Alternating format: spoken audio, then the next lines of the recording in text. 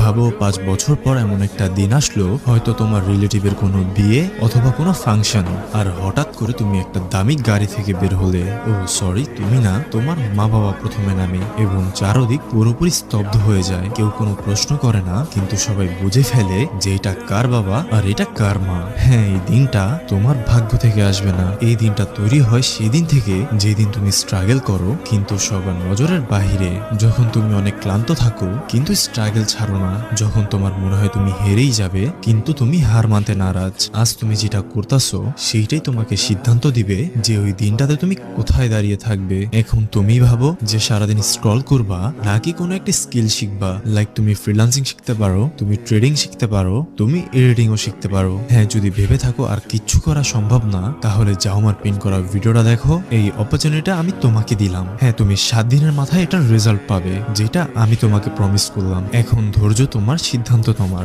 ভাবো করবে কি।